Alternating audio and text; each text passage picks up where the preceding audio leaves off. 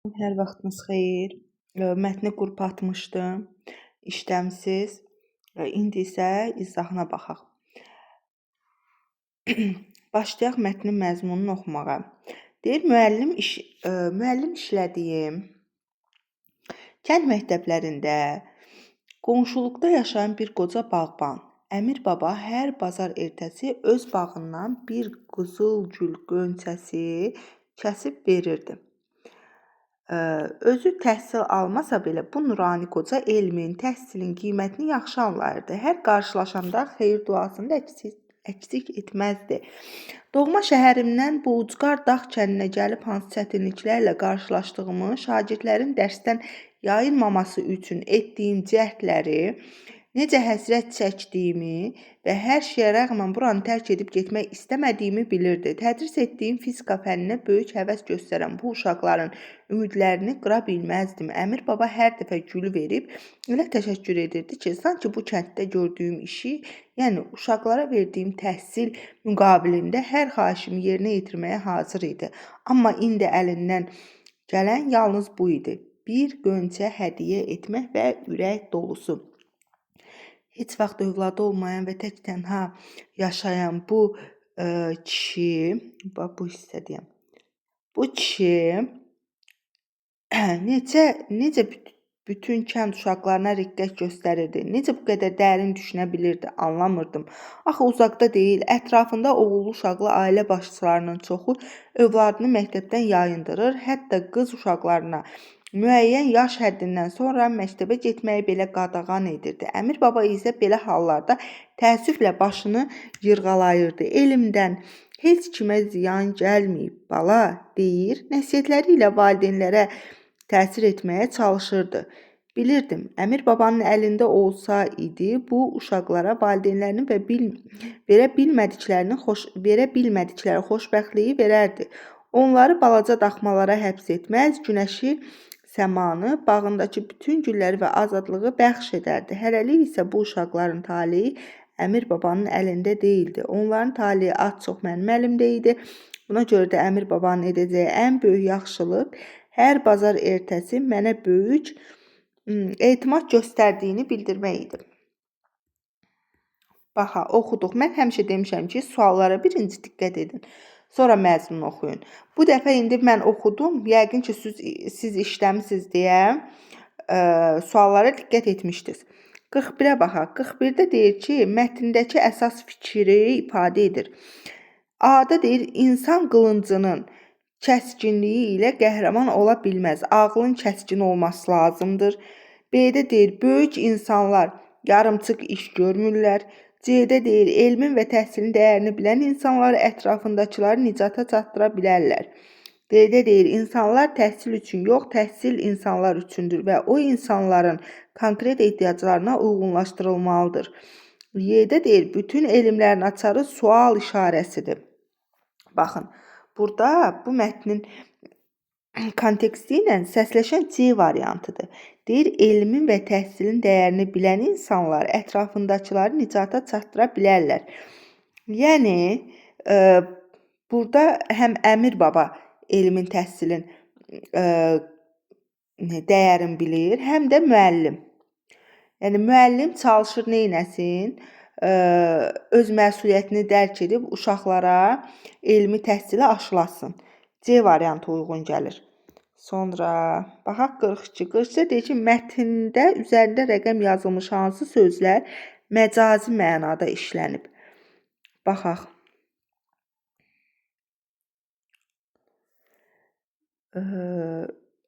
Bura baxın. Deyir, Əmir baba hər bazar ertəsi öz bağından bir qızılgül gönçəsi kəsib. Bu, yəni qızılgül gönçəsini kəsmək olur da, kəsib, həqiqi mənadadır. Sonra özü təhsil almasa belə bu nurani qoca elmin, təhsilin qiymətini yaxşı bilirdi. Yəni qiymətini deyəndə dəyərini nəzərdə tutur. Bu məcazidir. Bu söz. Sonra necə həsrət çəkdiyimi, həsrət çəkmək olmur da, məcazidir. Həsrəti necə çəkirsən? Yəni həsrət çəkdiyim, yəni darıxdığım, özlədiyim. 4-də baxaq. Ümidlərini qıra bilmə. Ümidləri qırmaq olur, qırmaq olmur axı. Bu məcazi mənada verilib. Demək 2, 3, 4. 2, 3, 4 hansı bənddir? Hə, 2, 3, 4 Y bəndidir. Y. 43-də nə deyir? 43-də deyir ki, mətnin əvvəlində Roma rəqəmləri yazılmış ifadələrin şərhi əsasında uyğunluğu müəyyən edin. Hə, burada baxaq. Dəqiqə. Birdə deyir ki, Roma rəqəmləri bir harda deyir. Bax, verdiyim təhsil müqabilində. Baxın, verdiyim təhsil müqabilində bir budur. 2 hanı? Riqqət göstərirdi. 3 hanı? Etimad göstərdiyini. İndi bunları biri oldu. Birinci oldu, buradan yazaq. Kənardan. Sonra bundan yazaq. Dəqiqə. Birinci oldu nə? Təhsil müqabilində.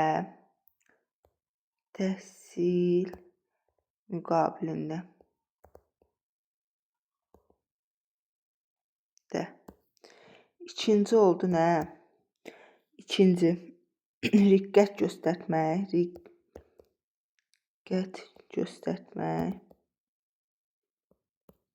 Üçüncüdəki etimad göstərdiyini. Siləcəm bunu.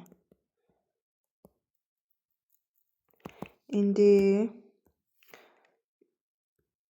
baxaq. Birdə nə idi? Birdə təhsil müqabilində uyğun gələnləri götürürük. Təhsil müqabilində nəvaziş etmək mənasında əvəzində anlamında. Baxın, B-də əvəzində anlamındadır. Yəni, onun təhsil müqabilində, təhsil əvəzində. Biri A-dır. 2-yə nədir? Riqqət göstərmək, nəvaziş etmək. 2-yə, 1-ə daha doğrusu B-dir, 2-yə A-dır. 3-də nə idi? Etimad göstərmək, Yəni, etimad göstərirdi. Axıra baxın, deyir. Buna görə də Əmir babanın edəcəyi ən böyük yaxşılıq hər bazar ertəsi mənə böyük etimad göstərdiyini bildirməkdir. Etimad göstərmək, yəni inanmaq. D variantı. 3-də D. Olacaq 1B, 2A, 3D. Hansı variantdır? C variantıdır. Yaxşı. 43 C variantı oldu. Sonra digərinə baxaq. Buradan bunları silim. Aha. Digərinə.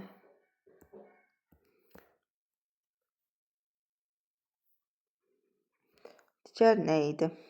Hə, digər sual. Demək, 44-də baxırıq. 44-də nə deyir? Deyir, mətnə əsasən cədvəldəki doğru fikirləri müəyyən edin. Mətndəki problem nədir? Uşaqların təhsildən yayındırılması. Problemin həlli. Qız uşaqlarına məktəbə getməyin qadağan edilməməsi. Əmir babanın bağında qızıl gül yetişdirilməsi. Əmir babanın valideynlərin fikrinə daşındırmağa çalışması. Valideynlərin qadağalarının aradan qaldırılması. Müəllimin şagirdlərin dərsdən yayınmaması üçün cəhd etməsi. Mətnə əsasən hansı cavablar uyğun oldu? Biri 3 oldu. 3. Bir də 5 oldu. Çünki digərləri uyğun deyil, axı digərləri yox idi. 3-də Əmir babanın valideynləri fikrindən daşındırmağa çalışması. 5-də də müəllimin şagirdləri dərsdən yayınmaması üçün cəhd etməsi. 3, 5, C variantı. 45-ə baxaq. 45-də deyir mətndə çərçivə daxilində verilmiş ifadənin kontekstə görə qarşılığı hansı cümlədə işlənmişdir? Mətndə çərçivə daxilində verilmiş ifadənin kontekstə görə qarşılığı hansı cümlədə işlədilmişdir? Mətndə onları, baxın burada. Dəqiqə.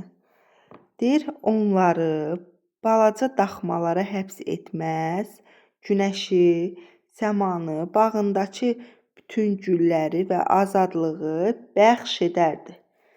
Bəxş edərdi. Demək, çərçivədə bəxş edərdi ifadəsidir. Baxaq görək. 45-də. Qarşılığı hansı cümlədədir? A variantda deyir, mənə verilən bu həyata görə həmişə şükr edirəm. Mənə verilən, mənə bəxş edilən, elə A variantı. Mənə bəxş edilən bu həyata görə, mənə verilən. Görürsünüz, məna bir-birinə uydu, uyğun gəldi. B-də müəllimə xoş arzulardan bəhs etdik. Bəhs etdik, bəxş etdik, uyğun gəlmədi. Mən bu paltarı ona yaraşdırırdım, bəxş edirdim, uyğun gəlmədi. Hər gün dərsə gedəndə anam bizi tərifləyir, gözəl sözlər söyləyirdi, bəxş edirdi. Anam bizi bəxş edirdi, uyğun gəlmədi. Nəsihət dinləmək, nəsihət bəxş etmək uyğun gəlmədi. Amma A-da uyğunluq var. Deyir, mənə verilən, mənə bəxş edilən bu həyat.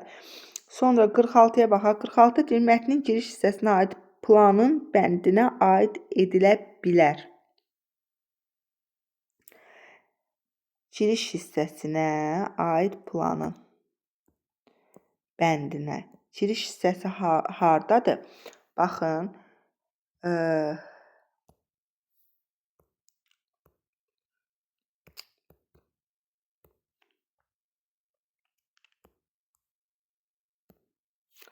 Bir dəqiqə.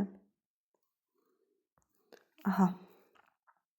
Giriş hissəni biz götürürük. Buradan bura qədər. Oxuduqda müəllim işlədiyim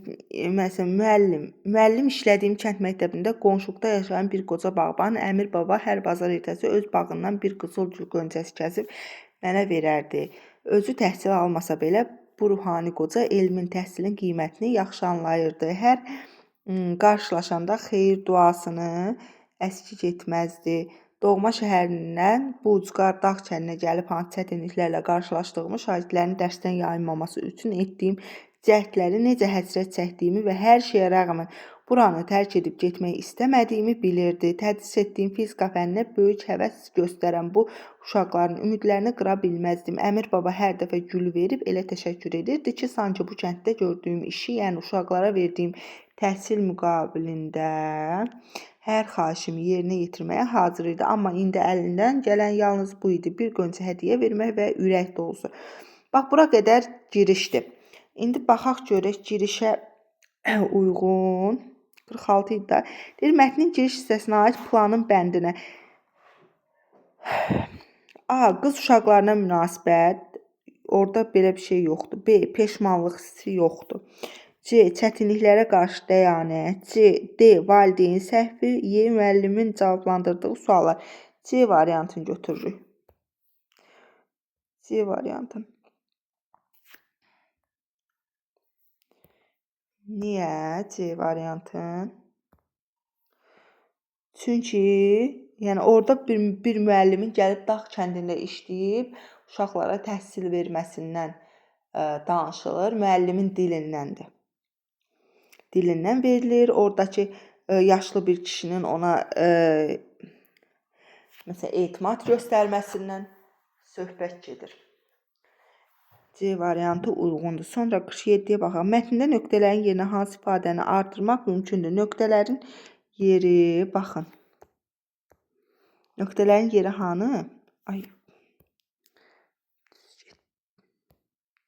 Nöqtələrin yeri deyil. Amma indi əlindən gələn yalnız bu idi. Bir qönçə hədiyyə etmək və ürək dolusu nə olar? Ürək dolusu minnətdarlığını bildirmək, təəssüfünü bildirmək, şikayət etmək, özünü övmək, göstəriş vermək. Mətnin məzmununa uyğun hansıdır? Mətnin məzmununa uyğun minnətdarlığını bildirmək. 48. 48-də nə deyir? Mətndə müəllimin qarşısına çıxan çətinliklərdir. Öz evindən uzaqda yaşaması, bəli, öz evindən uzaqda yaşaması. Tədris etdiyi fənnin çətin qavranılması, xeyr. Valideynlərin öz övladlarının təhsilinə münasibəti, bəli. Tənha qocaya yardım edə bilməməsi, xeyr. 4 ilə 2 əsas deyil, 1 ilə 3. 49-da nə deyir? Mətnə əsasən hər hissəyə ən az bir fikir yazmaqla Eyler-Win diaqramını doldurun. Deyir, müəllimə aid xüsusiyyətlər. Müəllim necə idi? Zəhmətkeş idi, məqsədli idi, təhsilə, elmə önəm verirdi. Şagirdləri bu yolda tək qoymaq istəmirdi. Əmir babaya aid xüsusiyyətlər. O, məsələn, valideynləri həvəsləndirmək istəyirdi. O da təhsili Əmir baba yalnız idi, tək yaşayırdı, övladları yox idi. Məsələn, qızıl gül bağçası var idi, müəllimə qızıl güllər verirdi. Bu kimi xüsusiyyətləri yaza bilərik. Ortaya da ikisinə aid xüsusiyyət nə idi? Elmə, təhsilə, biliyə önəm verməsi. Bu ortaq cəhət kimi götürülə bilər. Yeni fikirli idi. Köhnə fikirli deyildi. Məsələn, hər kəsin təhsil almasının lehinə idi, əleyhinə deyildi. 50-yə baxaq. 50-də deyir, hər bir vətəndaşın təhsil almaq hüququ vardır. Hər bir vətəndaşın təhsil almaq hüququ vardır. Faktdır, kənddəki valideynlərin hərəkətləri ilə ziddiyyət təşkil edir. Bu faktla ziddiyyət yaradan fikrin ifadə olduğu cümləni mətndə müəyyən edib yazın və seçiminizə əsaslandırın. Demək, bu faktda əks fikri götürür. Əks fikir hansıydı? Deyir ki, axı uzaqda deyil. Oğul uşaqlı ailə başçılarının çoxu övladını məktəbdən yayındırır. Baxın bura. Deyir, axı uzaqda deyil, ətrafında oğul uşaqlı ailə başçılarının çoxu övladını məktəbdən yayındırır. Hətta qız uşaqlarına müəyyən yaş həddindən sonra məktəbə getməyi belə qadağan edirdi. Görürsünüz, bax, bu fikrə ziddiyyətli fikirdir də bu. Hər bir vətəndaşın təhsil almaq hüququ var. Görürsünüz, iki fikirdir, amma bir-birinə ziddir. Bu mətnin izahı bu qədər.